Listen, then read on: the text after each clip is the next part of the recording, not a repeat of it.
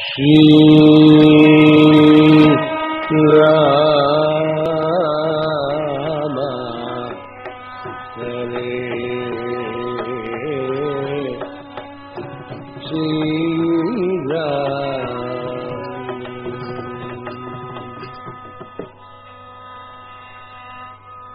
रामाय रामभद्राय रामचंद्राय वेदसे रघुनाथाय नाथाय सीताय पतये नमः। बुद्धिर्बलं यशोधैर्यं निर्भयत्वमरोगताम् अजाड्यं वाक्पटुत्वल्य हनुमत्स्मरणात् भवेत्।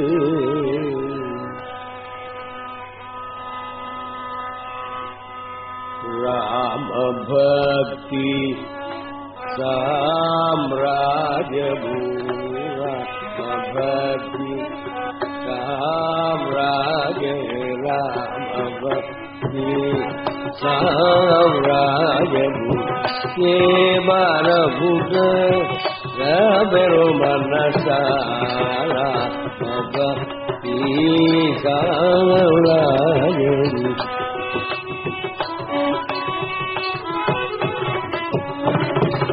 अमानभूल संदर्शन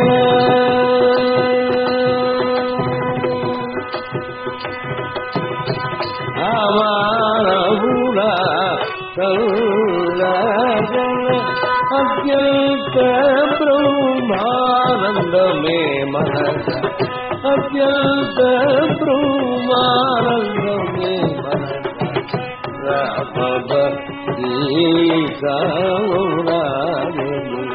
ये मारभूल व्यपेनो मनसा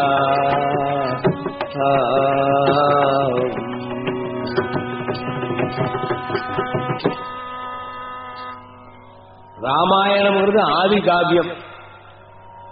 அது வேதத்தினுடைய ஸ்வரூபம். வேத வேத்யே பரே பும்சி ஜாதே தசரதாத்மஜே வேத பிராச்சேதசாதாசி சாட்சாத் ராமாயணாத்மனா.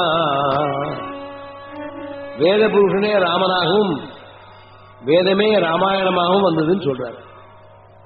அந்த ராமச்சந்திரமூர்த்தியினுடைய அவதாரம் மனுஷனாய் தோன்றின அவதாரம் எதற்குன்னா ராவணன் வரம் கேட்டான்.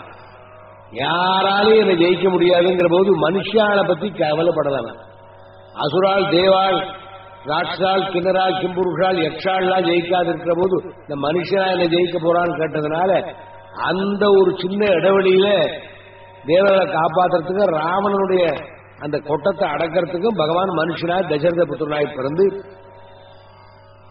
சீதையை கல்யாணம் பண்ணிக்கிண்டு பிதிர்வாக்கிய பரிபாலனம்னு ஒரு காரியத்தை வச்சுக்கிண்டு அதுவும் தன்னுடைய ஏற்பாடே தகப்பனார் தன்னை காட்டு போக சொல்லும்படியாய் கைகேயி மூலமாய் பண்ணி தான் காட்டுக்கு வந்து பரதனுக்கு பாதுகையை கொடுத்து ராஜ்ய பரிபாலனம் பண்ண சொல்லி பாதுகா பட்டாபிஷேகத்தோடு அவன் ராஜ்ய பரிபாலனம் பண்ண காட்டுக்குள்ளே ஒவ்வொரு இடமா நடந்து அங்க இருக்கிற மகர்ஷிகளை எல்லாம் பார்த்து பஞ்சவட்டியிலே சீதையை ராவணன் அபகரிக்கிற போது சீதையை அபகரிக்கிறதுனாலே ராவணனுக்கு கதி கிடைக்கணும்னு பகவான் தெரியாதா? தான் மனுஷனா இருந்து எல்லாரும் போலவே சீதையை விட்டு பிரிந்து துக்கத்தினால் அழுது ஆனால் அதோட கூட ஜட்டாயுவுக்கு மோட்சம் கபந்தனுக்கு மோட்சம் சபரிக்கு மோட்சம் கொடுத்து சுக்ரீவனோடு சக்கியம் பண்ணிக்கொண்டு ஆஞ்சநேயரை பார்த்து அவனிடத்திலே தன்னுடைய கணையாளியை கொடுத்து எல்லா இடங்களிலும் தேட முடியாத வானங்களோடு தெற்கு திசையிலே நீ போய் என் சீதையை பார்த்துட்டு வான்னு சொல்லி அனுப்ப அந்த ஆஞ்சநேயன் தெற்கு திசையிலே வந்து மகேந்திர பர்வதத்திலே ஏறி சமுத்திரத்தை தாண்டறதுக்காக 100 யோஜனை விஸ்தீரமான சமுத்திரத்தை தாண்டி லங்காபுரியில குதிச்சு லங்கையில எல்லா இடத்திலையும் தேடி அசோகவனத்திலே சீதாதேவியை பார்த்து அவருடைய தபஸையும் அவருடைய நிஷ்டையும் அவருடைய ராமநாமத்தினாலே தன் ஜீவிப்பதையும் பார்த்து ஆச்சரியப்பட்டு தேவியினிடத்தில் வந்து ராமனுடைய செய்தியை சொல்லி அங்குலியத்தை கொடுத்து அங்கிருந்து சூடாவணியை பெற்றுக்கொண்டு லங்கையை தகனம் பண்ணி வானங்களோடு கண்டேன் சீதைன்னு சொல்ல ராமச்சந்திரமூர்த்தி ஆஞ்சநேயனுக்கு பரிசாக கொடுத்தாரு. எப்படி ஆலிங்கனம் ஆஞ்சநேயரை கட்டிக்கிட்டு ஏஷ சர்வஸ்வபூதோமே परिष्वङ्गो हनुमतः मया कालमिवौ प्राप्तुं दत्तस्तस्य महात्मना ஆலிங்கனத்தினால ஆஞ்சநேயனை தெய்வமாக்கி சமுத்திரக்கரையில் இருக்கிற போது விபீஷன் வந்து அவனுக்கு அபயப்பிரதானம் பண்ணி விபீஷனோடு கூட சேர்ந்து கொண்டு வானர சேனைகளோடு சமுத்திர பாலம் கட்டி ராவணனோடு யுத்தம் பண்ணி தான் சத்திய தர்மத்தோடு பண்ண அவன் மாயினால பண்ணாலும் தான் சத்தியத்தை கைவிடாமல் யுத்தம் பண்ணி ராவணனை வதம் பண்ணி சீதையை மீட்டு அயோத்தியாவில் பட்டாபிஷேகம் பண்ணாங்கிற சரித்திரம் ராமாயணம். அதில் ராமன் பட்டாபிஷேகம் பண்ண சரித்திரத்தை சொல்லி அதை கேட்கிறவாளுக்கு ராமாயணம் முழுக்களும் கேட்டதனுடைய பலம் கிடைக்குங்கிறதுனால இப்படி ராம பட்டாபிஷேக சரித்திரத்தை சொல்றேன்.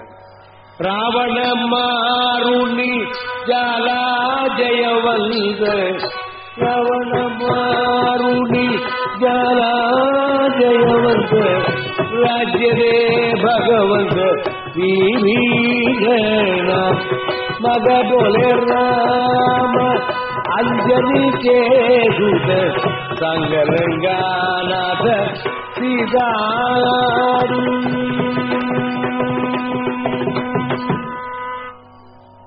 ராவணன் இறந்து போனான்.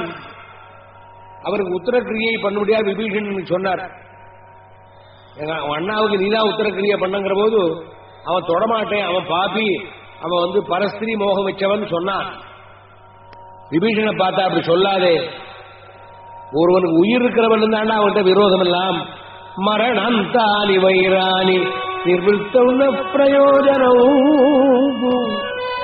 கிரியதாமஸ்ய சம்ஸ்காரः மமப்யேஷ யதா ததா.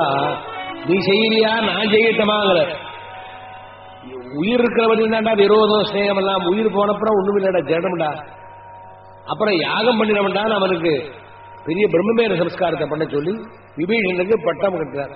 லக்ஷ்மணா விபீஷணமிமௌ சௌவ்யம் லங்காயாம் அபிஷேகய விபீஷணமிமௌ சௌவ்யம். லங்கையில விபீஷணன் பட்டாபிஷேகம் பண்ணிட்டு லக்ஷ்மணன் திரும்பி வரத்துக்குள்ள விபீஷணன் வந்துட்டான். என்னடா ராஜ்யத்தில் உட்காராமல் ராஜ்யபாரத்தை கவனிக்காமல் இங்க வந்துங்கிற போது எனக்கு என்ன உங்களுடைய பக்கத்தை காட்டுமா ராஜ்யம் சொன்னான்.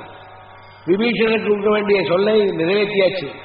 அடுத்தபடி ஆஞ்சநேய சுவாமி துடிக்கிறார். எங்க அம்மா அந்த அசோகவனத்தை வச்சுட்டு இருக்கா, இங்க இந்த விபீஷணனுக்கு பட்டாபிஷேகத்துக்கு இப்ப என்ன அவசரம் அப்படின்னு அவர் மனசினால் நினைச்சுட்டு இருக்கிற சமயத்தில் ஆஞ்சநேயா நீ போய் சீதையின் இடத்துல சொல்லு, ராவணன் நான் வதம் பண்ணிட்டேன் அங்கிற செய்தியை சொல்லி அவ என்ன சொல்றாள் சொல்லி கேட்பாள். அவ என்ன சொல்லுவாள்?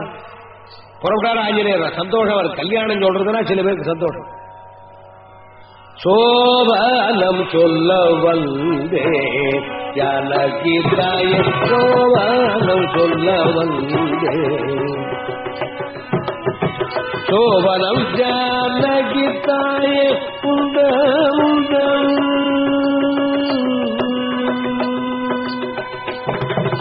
சோபனம் ஜானகி தாய உண்ட உண்ட சுவாமி ராம காரியமே ஜெயமே அல்ல சுவாமி ராம காரியமே ஜெயமே அல்ல சோபனம் சொல்ல வந்தே.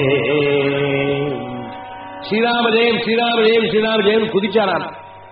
அது கேட்ட சீதை அப்படியே பேச்சு மூச்சு இல்லாத இருந்தாலும், மா ஏமா இப்படி இருக்கேன் என்ன சொல்லுங்க, நீங்க என்ன சொல்றேன்னு கேட்டு வர சொன்னார். பிரகர்ஷவசமாபல்லா நிர்வாக்கியாஸ்வேக்ஷணாந்தரம். சந்தோஷத்தினால எனக்கு என்ன பேசணும் தெரியலடாப்பா, இப்படி எனக்கு நீ நல்ல செய்தியை சொன்னியே, என்னாலும் வாழி ஆசீர்வாதம் பண்ற, நீ எத்தனை காலம் சிரஞ்சீவியா இருக்கணும்.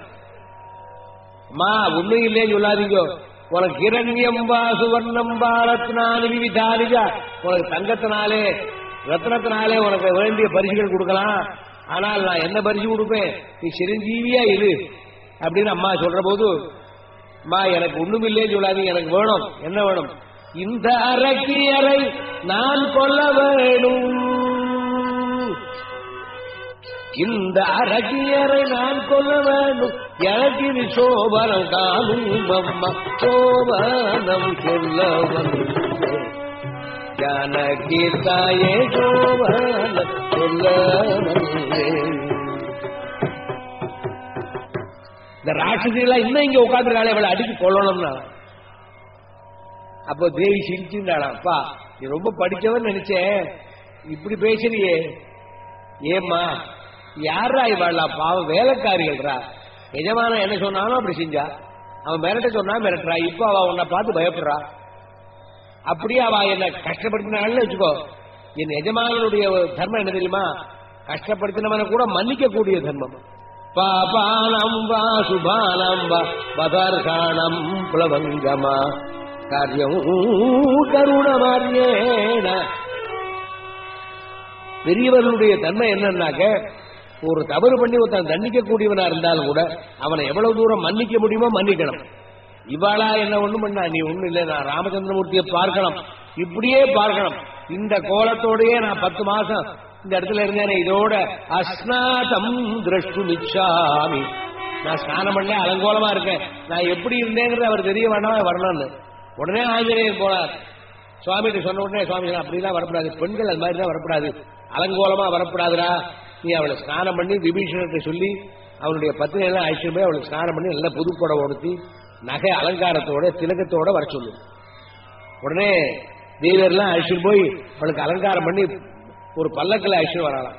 இந்த பல்லக்கில் தேவி வரான்னு கேட்ட உடனே வாரணங்கள் இத்தனை பேரும் யாருக்காக சண்டை போட்டோம், சீதைக்காகத்தானே சண்டை போட்டோம், அந்த சீதா தேவி எப்படி இருக்கான்னு நம்ம பார்க்க வேண்டாமா என்ன எண்ணத்தோடு எல்லாம் பல்லக்க பார்க்க முட்டியது. ஒரே கூட்டத்திலே பெரிய கலகம் ஏற்படுற போது விபீஷணனுடைய ஆட்கள்லாம் வந்து விரட்டினார்கள். கோபம் வந்துட்டு மாணவர்களுக்கான, டே பசங்களா உங்களுக்கு ராஜ்யம் நான் கொடுக்குறேன், என்னையா மிரட்டுற, அப்படியே எல்லாம் சத்தம் போட்டுதான். தத கிளிகிலா சப்தம், அந்த சத்தத்தை கேட்டு வானர்கள் கூச்சலை கேட்டு சுவாமிக்கு கோபம் வந்துட்டு, சுக்ரீவா ஏண்டா ஏண்டா வானர்கள் அழறாரு, ஐயோ அது அப்படிதான் அழுவும், நீங்க ஒன்னும் தப்பா நினைச்சுக்காதீங்க, எல்லாம் சீதா தேவியை பாக்குறதுக்கு போச்சு. சீதா தேவியா, ஏன் மூடு பல்லத்துல அம்மா வரா, மூடு பல்லக்காடா, இத்தனை நாளா இன்னொரு புருஷன் பார்க்க முடியாது வெளியில இருந்தவளுக்கு இப்போ என்ன மூடு பல்லக்க, நடந்து வர சொல்லு, நடந்து வர சொல்லுன்னு உடனே அந்த விஷயத்தை போய் சொல்ல உடனே தேவி பார்த்தாள, பொத்துன்னு பல்லக்கிலே குதிச்சா. என்ன பாக்குறதுக்கு சுவாமி நடந்து வரும்போது நான் வரலாமா, நன்னு பாடி நடச்சிவ கேதியோ நல்லுவா நடச்சிவ கேதியோ நா பிராண நாதம் ஸ்ரீராமான சுவாரி இவ